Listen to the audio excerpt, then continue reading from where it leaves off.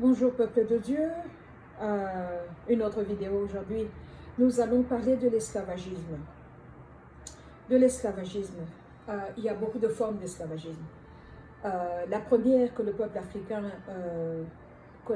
a connue, ça a été ce que l'histoire a aussi appelé la traite des Noirs. Et c'est au XVe siècle que nous avons vu des commerçants européens qui sont venus sur la côte africaine, de l'Afrique de l'Ouest sur toute la côte atlantique, prendre des personnes noires, des personnes africaines, et pour aller les vendre dans les Caraïbes, les vendre en Amérique centrale, en Amérique du Sud et en Amérique du Nord. Et c'est cela que l'histoire a enregistré comme étant le commerce triangulaire. Mais l'homme africain était fort. On avait besoin d'une main-d'œuvre. Dans les champs de coton, dans les champs de sucre, dans les champs de tabac. Et quand les Européens sont venus ici, sur le continent américain, particulièrement en Amérique, de ce pays qu'on appelle États-Unis d'Amérique, il n'arrivait pas à résister à la malaria que les moustiques de la côte du sud, les moustiques leur donnaient la malaria.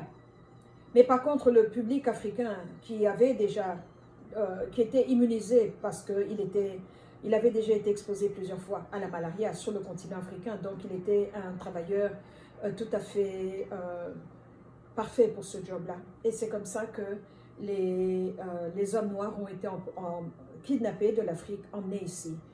On avait l'esclavagisme sur le continent africain, d'une tribu à une autre, je ne discute pas de cela. On avait plusieurs formes d'esclavagisme, d'autres où vous étiez esclave par dette, parce que votre famille avait pris une dette et on n'arrivait pas à rendre la dette, et on vous mettait en servitude pendant un temps spécifique, et après on vous libérait. Où il y avait des esclaves de guerre, qu'une tribu avait vaincu une autre, et on vous kidnappe, on vous prend, on vous soumet, et vous devez vous soumettre à la tribu qui a vaincu. Donc l'esclavagisme sur le continent africain était là. Je ne refuse pas cela, bien au contraire.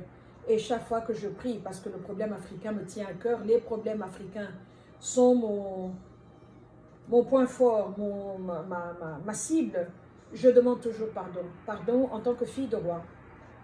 Pardon pour les rois africains. Je les appelle tous mes pères, qu'ils soient connectés à moi biologiquement ou autrement, ou juste pour l'ethnicité. Je demande pardon pour les péchés de mes pères, en ce qui concerne l'esclavagisme, parce que je suis convaincue dans le fond fin de mon cœur que c'était un crime atroce. L'esclavagisme n'était pas une bonne chose. Il n'y a rien de bon là-dedans. Je crois, moi, dans le libre travail, que vous engagez quelqu'un et il travaille 40 heures, vous le rémunérez pour ces 40 heures. C'est ce que je crois, c'est ce que j'espère, c'est ce que j'aimerais voir partout dans le monde, dans toutes les nations du monde. Cela peut être utopique ou naïf, ou même candide, mais c'est ce que j'aimerais voir. Retournons à l'esclavagisme. La vente des âmes africaines, la vente des corps africains, a rapporté beaucoup d'argent. Beaucoup de familles jusqu'à aujourd'hui bénéficient, je parle pas sur le continent africain, mais là où on les a emmenés, beaucoup de familles continuent à bénéficier de ce commerce-là. Nous avons beaucoup de compagnies qui ont été créées et qui produisaient des produits, qui manufacturaient des produits pour les esclaves. Je peux parler de Brooks Brothers, qui était connu pour faire les tuniques des esclaves, les habits burlap, que ça s'appelle. C'est un tissu très épais que les esclaves portaient pour faire le travail. Il y a la maison d'assurance Lloyd of London qui assurait les bateaux. Et les bateaux des négriers, les bateaux qui allaient prendre, ils avaient une assurance, comme nous avons une assurance aujourd'hui quand nous conduisons une voiture sur la route publique. Et les trois quarts les bateaux étaient assurés par Lloyd of London, mais les trois quarts des propriétaires des bateaux étaient des juifs de religion juive qui étaient les propriétaires. Donc quand le cargo des esclaves venait et qu'on les vendait dans les marchés d'esclaves, le bénéfice allait à ces Juifs-là. Et, et j'ai remarqué que j'ai appris à l'école, quand j'étais à l'école secondaire, on nous disait que l'Afrique n'avait rien de bon à offrir. L'Afrique n'avait ni histoire, ni philosophie, ni culture, ni science. On était un peuple primitif et en retard. Et mon père nous disait non, ce n'est pas vrai, on a une culture, on a une histoire, on a un passé. Et quand je suis arrivée ici, j'ai été exposée à beaucoup de documentaires, malheureusement qui sont en anglais, et parce que je vois, et je vous le répéterai sans cesse, que l'Afrique francophone est en retard par rapport à l'Afrique anglophone, en ce qui concerne la révélation de Dieu et les livres écrits par les serviteurs de Dieu qui ont été reçus, qui ont été visités par le Saint-Esprit. Beaucoup de livres très intéressants sont en anglais et j'aimerais vraiment qu'on puisse les traduire. Et je crois que c'est un mauvais héritage que nous tenons de la France, qui est un pays tellement humaniste, tellement embobiné dans la culture, dans ceci, cela, qu'on a mis Dieu de côté. Alors le fait d'avoir été catholique aussi ne nous a pas trop aidés non plus. Et parlant de catholicisme, les bougies que vous voyez là, ce n'est pas des bougies pour un rituel spirituel ou religieux, c'est pour la décoration, c'est ma table à manger. J'aime quelquefois avoir un dîner aux chandelles avec mon fils. Donc c'est ça, les bougies que vous voyez là, parce il faut tout expliquer aujourd'hui, le monde est devenu dangereux. Donc on ne fait pas un rituel ici, c'est juste ma table à manger. Retournons à notre sujet. Donc l'esclavagisme, ce que j'ai découvert est qu'il y a des puissances. On nous a dit en Afrique qu'on était une après-pensée. L'Afrique d'où je viens, le Katanga, particulièrement dans le Lualaba, on a été très récalcitrant à la parole de Dieu, à la Bible. Pourquoi? Parce que les missionnaires belges, pour la plupart, qui étaient bénédictins et franciscains, bénédictins et les jésuites qui sont venus au Katanga nous ont dit que Dieu n'avait pas, l'homme noir n'était pas une créature de Dieu. Je crois que vous avez déjà entendu ça. L'homme noir n'était pas une créature de Dieu, qu'on était une après-pensée. C'est pour ça que dans les cultes, si vous parlez aux vieilles personnes, on nous racontait que les blancs étaient assis devant et les noirs étaient derrière, parce qu'on leur disait « Asseyez-vous, mais Dieu n'est pas pour vous. Dieu était blanc. » Et le Jésus qu'on nous montrait dans l'église catholique, qui était la première église qui est venue, était un Dieu blanc, totalement aux yeux bleus, avec des cheveux blonds. Et il était toujours crucifié sur la croix.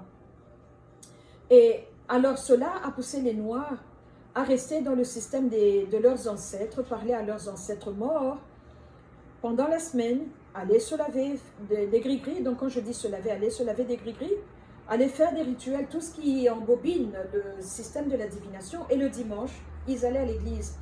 L'attitude des Blancs a créé le syncrétisme et a encouragé le syncrétisme, donc le mélange de deux choses. On avait la Bible d'un côté, on avait le culte des ancêtres de l'autre, et dans l'église, on faisait semblant.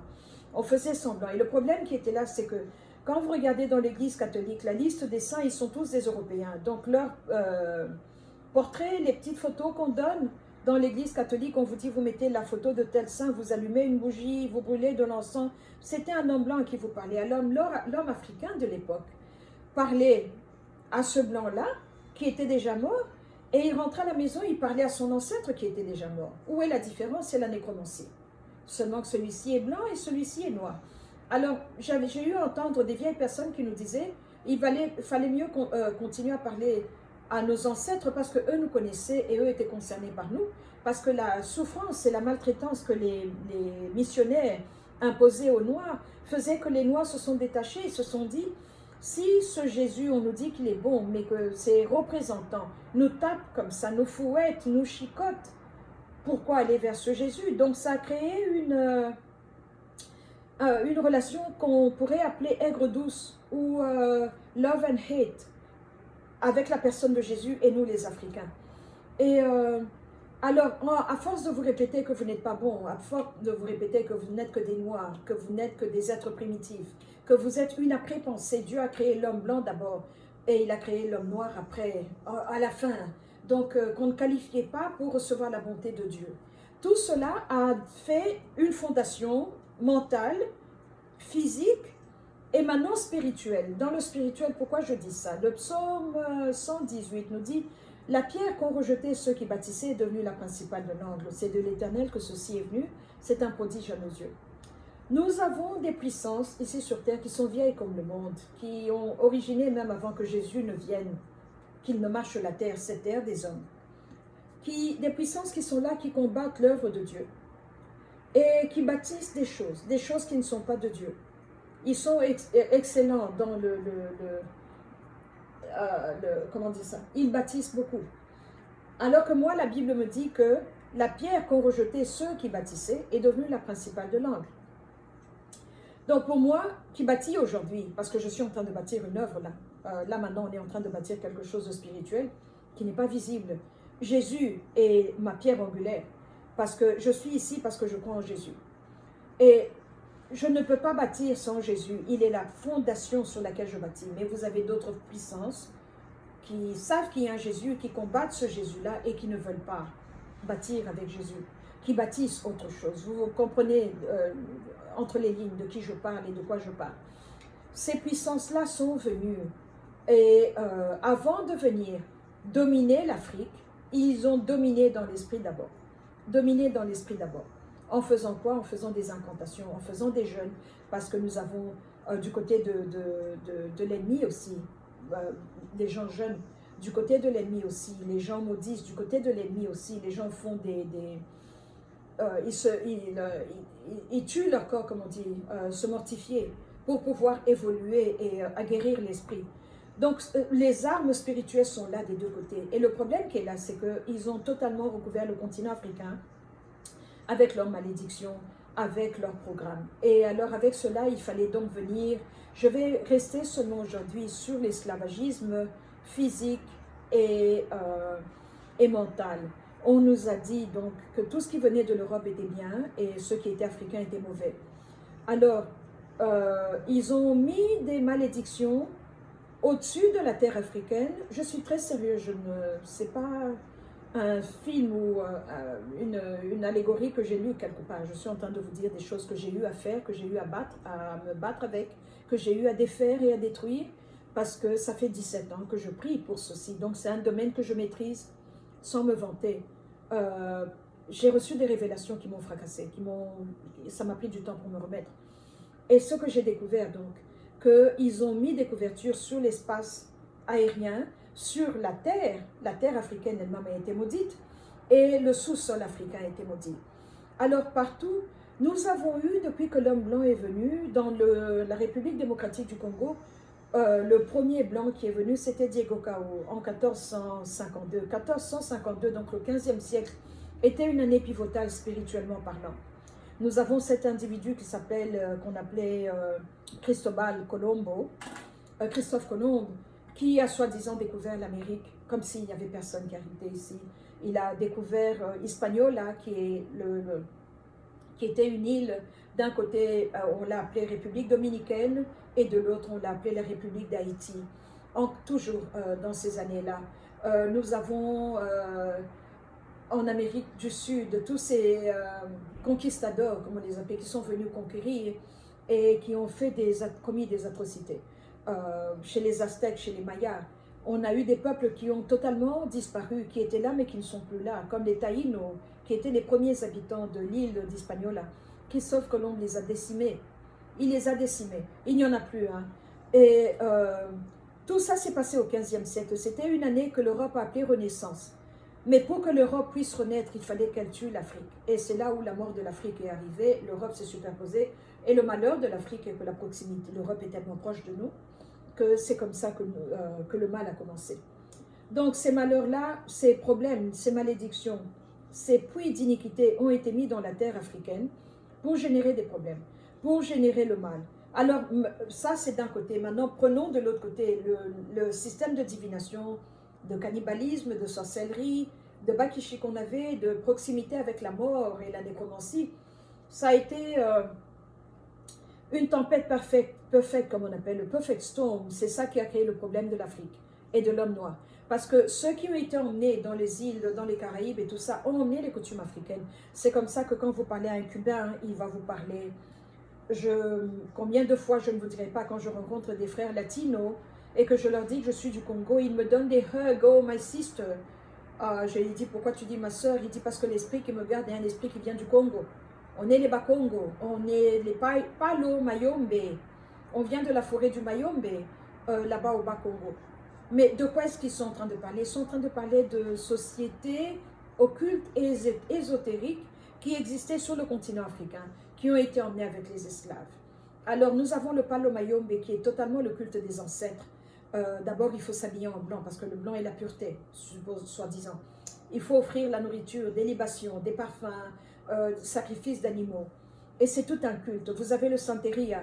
Celui-là a totalement syncrétisé. On a pris les statuts des saints catholiques, puisque Dieu nous a dit ne faites rien qui représente quelque chose qui vole, quelque chose qui marche ou quelque chose qui grimpe sur la terre.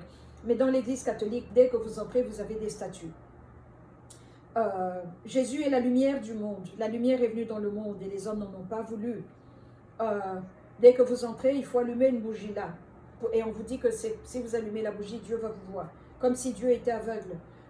Dès que vous vous agenouillez là, devant ce saint-là, c'est de l'idolâtrie, vous vous agenouillez devant une statue qui représente une personne qui était morte, et vous devez brûler de l'encens. Alors que moi, dans le livre de l'Apocalypse, la Bible me dit que c'est ma prière qui monte vers le prêtre, le souverain sacrificateur, qui est Dieu le Fils, et il reçoit ma prière comme un encens odorant. Donc, c'est ça qui se passe dans les Santeria. Alors, vous allez dans le vaudou, vous avez les saints catholiques avec les saints, les dieux avec un petit d, du panthéon Yoruba, et ils ont chacun un nom, ils ont chacun des attributs, ils ont des âmes, et vous retrouvez le zodiaque dont je vous ai parlé. Il y a 12 dieux et déesses sur qui ce culte-là est bâti. Donc, les Noirs qui ont quitté l'Afrique ont emporté cela avec eux. Quand vous venez ici en Californie du Sud où j'habite, il y a ce qu'on appelle au Mexique et partout où l'espagnol est parlé, il y a ces magasins qu'on appelle Botanica. Et quand vous entrez dans le Botanica, tous les propriétaires de ces magasins-là sont des Noirs. Souvent, ça s'appelle El Negrito ou bien El Negrita, le noir ou la noire de peau. Pourquoi? Parce que la mélanine, ce qui donne qui nous donne la couleur, fait qu'on est très disposé, on est branché sur la fréquence des choses spirituelles. Et les prêtres et les prêtresses de ce système-là sont toujours des personnes originaires de l'Afrique et qui sont le médium, qui reçoivent des esprits et qui transmettent maintenant. Et ils sont très respectés et c'est leur travail. Ils sont des prêtres. Et alors, vous voyez, c'est Botanica, où on vous vend ce qu'on appelle en Afrique des bijimba, des ingrédients. On va vous dire que ça, c'est l'œil d'un aigle, ça, c'est telle plante, ça, c'est telle plante. Et vous mélangez ça. On peut vous faire des potions. Il y a un menu où vous choisissez ce que vous voulez, qu'on vous lave, qu'on enlève les saletés sur le corps, qu'on nettoie votre aura. Donc, on est loin de l'Afrique, mais le système africain ici, vous allez les voir à l'océan. Je vais nager très rarement à l'océan parce que vous allez les voir, ils se lavent comme on se lave dans les villages africains. Un ganga vous lave. Donc vous voyez ça ici aussi. Donc on est loin de l'Afrique, mais le système africain est parti. Les esprits ont quitté l'Afrique, ils ont été emmenés par les ambassadeurs qui étaient leurs travailleurs. Et c'est comme ça que, donc, beaucoup d'Africains se sont retirés de Jésus, ou bien ils savent qu'il y a un Dieu. Mais le problème n'est pas de savoir que Dieu existe, le problème est Jésus, parce que Jésus est la différence, qui fait la différence. Jésus est la pierre angulaire. Avoir Jésus de votre côté, vous avez tout ce que le royaume a à offrir, puisque la Bible nous dit que tout pouvoir et toute autorité lui a été donné. C'est pour cela qu'on nous dit que c'est pour cela que notre Père l'a souverainement élevé. Il lui a donné le nom qui est au-dessus de tout nom, afin qu'au nom de Jésus-Christ, tout genou fléchisse dans les cieux, sur la terre et sous la terre, et que toute langue confesse que Jésus-Christ est le Messie, et ce pour la gloire de Dieu le Père. Donc, Jésus, qu'est-ce que vous en avez fait? Jésus est la pierre d'achoppement, Jésus est celui qui dérange. Jésus est celui qui fait que quand vous le suivez, en esprit, en vérité, vous avez des ennemis. Jésus est celui qui fait que quand vous l'acceptez, vous, avec sérieux, vous allez perdre des relations, des gens vont quitter votre vie, ou ils vont être embêtés par vous. Ce n'est pas vous qui dérangez, c'est celui que vous aimez, celui que vous suivez, celui à qui vous avez prêté allégeance qui dérange. Et c'est Jésus qui fait la différence. Donc, il n'y a pas de problème à citer tous ces saints catholiques. Il y a un problème à citer Jésus. Il n'y a pas de problème à boire des potions, à sacrifier des animaux. Celui qui dérange, c'était l'agneau de Dieu qui a été sacrifié une fois pour toutes. Le dernier sacrifice qui a plu à Dieu, qui est acceptable à Dieu, et que nous n'avons plus besoin de sacrifier autre chose. C'est ce Jésus-là qui dérange. Alors, je vous parle de tout ceci. Pourquoi? Pour que vous puissiez ouvrir les yeux. Parce que toutes ces malédictions-là, toutes ces saletés-là nous ont endormis. Et quand quelqu'un dort, imaginez que vous dormez, et à 2 heures du matin, je viens frapper à votre porte. Vous ouvrez, vous dites oui, qu'est-ce qu'il y a? Et je commence à vous dire, oh, aujourd'hui j'ai été acheter le pain, j'ai acheté le café, je vais vous déranger, n'est-ce pas? Parce que vous avez sommeil, vous avez besoin de vous reposer. Ben, le réveil spirituel est tout aussi pareil. Le réveil spirituel dérange de la même manière. Le réveil spirituel cogne votre esprit, vous devez vous réveiller. Tout ce qu'on vous a dit pendant les siècles, tout ce qu'on nous a fait croire, toutes ces statues qu'on avait de Jésus qui étaient blonds aux yeux bleus, tout ça doit partir. Pourquoi? Jésus est né dans la terre qui s'appelait Palestine et qui en 1948 a été appelée Israël, le 14 mai, quand les Nations Unies ont proclamé que c'était une nation. Mais avant cela, c'était la Palestine. Les Palestiniens d'aujourd'hui sont encore foncés. Et le plus vous retournez dans l'histoire, le plus ils étaient noirs. Alors, quand j'ai découvert que les patriarches de la Bible, tous ces grands prophètes, étaient des hommes noirs. À l'époque, le racisme que nous avons n'existait pas. Quand vous lisez dans la Bible, par exemple, le monsieur qui a été pris de force par les Romains pour aider Jésus à porter la croix, il s'appelait Simon de Cyrène. Vous pouvez lire cela est passé. Mais vous devez savoir que Cyrène est une province en Libye aujourd'hui. Donc c'est un homme africain. L'Afrique a joué un très grand rôle. Alors ces prophètes noirs que Dieu a utilisés, que Dieu a servis, nous devons retourner en arrière. Nous, on s'appelle Bantou. Bantou veut dire des gens au pluriel, Muntu, un. Pourquoi est-ce que nous, on s'appelle Bantou? Si nous sommes des Bantous, alors les autres sont quoi? Je vous pose la question. La Genèse nous dit que Dieu a pris le sable, il a créé l'homme à son image et à sa similitude. Et il a soufflé le souffle de vie dans ses narines et il est devenu un être vivant. Et il s'appelait Adam. Montrez-moi un sable qui peut produire la race caucasienne. Le sable est brun. Donc Adam est un homme de couleur. Adam est un homme noir. Sa côte a été ouverte, on a sorti Ève de là. Ève était une femme noire. Leurs enfants étaient noirs. Et jusqu'à ce qu'on arrive à Noé, quand vous lisez dans le livre d'Enoch, Lamech, le père de Noé, court chez son grand-père et il dit « Ma femme a un enfant qui est bizarre. » Mais l'enfant là qui était bizarre, c'est parce que Noé est un albinos. Il n'était pas noir comme ses parents. Noé est un albinos. Et quand vous regardez sur le continent africain, les albinos peuvent produire des enfants albinos ou des enfants noirs, totalement noirs, qui ont le pigment. Parce que c'est un albinos et un leucoderme. Il n'a pas de couleur, c'est pour ça qu'il est clair comme ça. Mais dans ses gènes, la couleur est là, la mélanine est là. Il peut produire un enfant noir.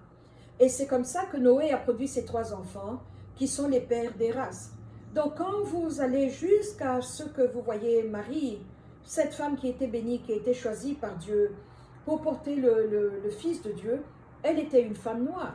C'est comme cela que nous avons la Madone noire dans beaucoup de pays européens, mais on ne nous le dit pas. La Madone noire avec son bébé, je ne prie pas la Madone. La vraie Marie historique était une femme bénie, j'ai de l'affection pour elle. Mais elle est morte, elle a rempli sa mission. Donc la Marie qui est priée aujourd'hui en blanc et bleu, qui est totalement blanche, je ne sais pas ce qui se passe, ce n'est pas mon problème, ce n'est pas mon culte. Et je ne ferai jamais ce culte-là. Et j'ai pitié des personnes qui font ce culte-là parce que c'est de l'idolâtrie. Mais ce que je veux dire, c'est que Marie était noire. Et elle a produit 7 enfants qui étaient noirs parce que Jésus a reçu ses chromosomes de sa maman qui a donné son matériel génétique et le matériel paternel est venu du Saint-Esprit. Quand l'ange apparaît dans le rêve de Joseph, le papa qui a pris soin de l'enfant, et il lui a dit, allez en Égypte. Les Égyptiens de l'époque étaient noirs. So, Jésus ne pouvait pas être un petit blond aux yeux bleus, parce qu'on allait tout de suite le remarquer que, voilà des étrangers. Il devait être noir comme les Égyptiens de l'époque, sous ce soleil-là. Il n'y avait pas de crème de protection solaire. Et il n'y avait pas de ce qu'on appelle les habits intelligents qui ont le SPF qui vous protège du soleil. Donc les personnes-là étaient noires. Et Jésus est allé là avec ses parents parce qu'il était noir. Et la preuve est que quand Jean le révélateur le voit dans le livre de l'Apocalypse, il dit que sa peau est comme du bronze et qu'il a les cheveux comme un mouton. Qui a les cheveux comme un mouton? Une personne noire. Donc, ce qu'on nous a menti, là où je parle d'esclavagisme maintenant, c'est que nous devons retourner en arrière. On avait des Noirs dans beaucoup de continents. Par cela, je peux aller jusqu'à la péninsule du Corée. Ils étaient noirs. En Chine, au Japon, on avait des Noirs. Philippines, Malaisie, le continent indien, le pays de l'Inde, le Sri Lanka, on avait des Noirs. En Australie, en Tasmanie, on avait des Noirs et maintenant sur le continent africain, c'est le berceau des Africains.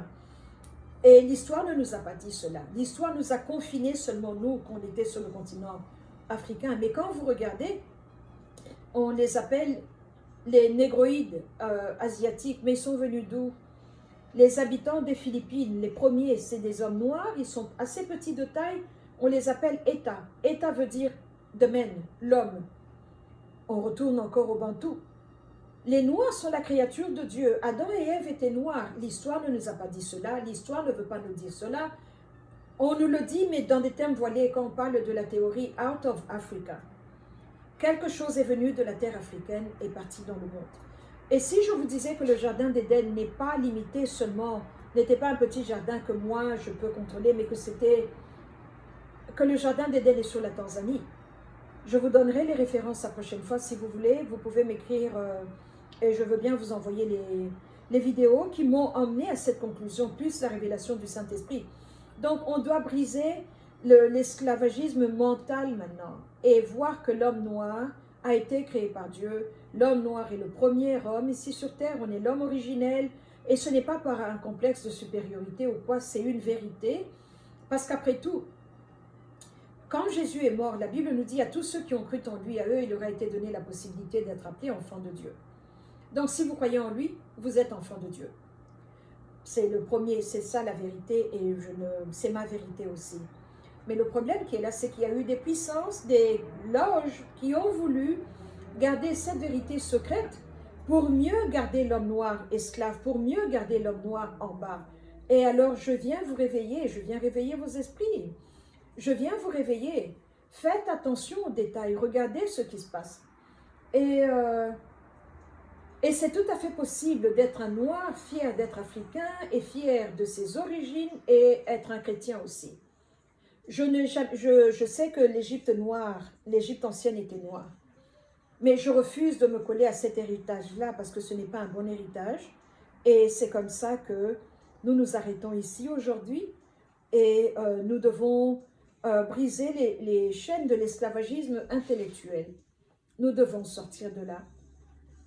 Et je crois que vous pouvez voir dans les news les réactions des gens. Les gens commencent à se réveiller. Ici aux États-Unis, dans les pays de l'Amérique du Sud, en Amérique centrale, les gens commencent à se réveiller. La domination a assez duré et toutes les civilisations ont un cycle. Et la fin du cycle de la culture européenne est arrivée en 2015. Elle est arrivée en 2015. Ils sont en train de se débattre pour essayer de tenir, mais le cycle est déjà fini. Et nous sommes en train de retourner dans des vérités qui ont été écrasées depuis longtemps, qui ont été gardées cachées pour mieux nous décourager, pour mieux nous dominer, pour mieux nous contrôler. Et c'est là où nous en sommes. Et je m'arrête ici pour aujourd'hui. Je vais continuer la prochaine fois. Et que Dieu vous bénisse. Merci beaucoup.